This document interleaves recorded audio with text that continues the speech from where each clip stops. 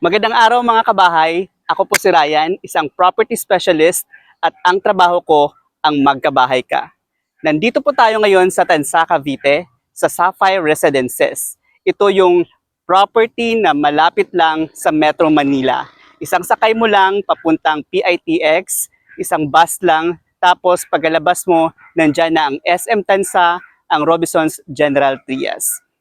Kaya mga kabahay, kung naghahanap ka po ng property na malapit lang sa Metro Manila, ito na yung para sa'yo, ang Sapphire Residences dito sa Tansa, Cavite.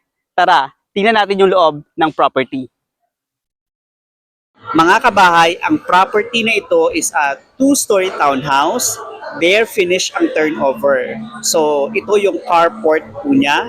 Then, pagpasok natin, ang living area, again, bare finish turnover po ito. So, may opportunity ka to customize kung anong gusto mong paint, kung anong gusto mong tiles ang gagamitin mo.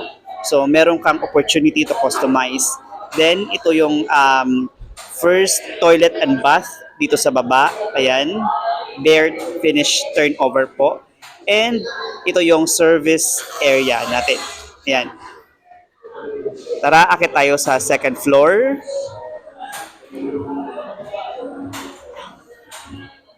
Ayan. So again, bare finish unit ang turnover. Ayan po. So may provision po ito ng 2 to 3 bedrooms. So partition ang kulang, tapos tiles mo sa taas. Ayan po.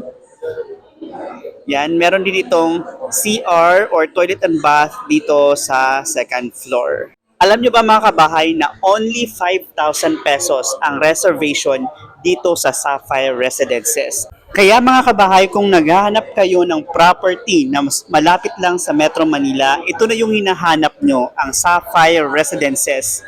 Just 10 minutes away from SM Tansa, 10 minutes away from Robinsons General Trias, Cavite. Isang sakay lang ng bus papuntang PITX. Talagang napakaganda ng location ng property na ito.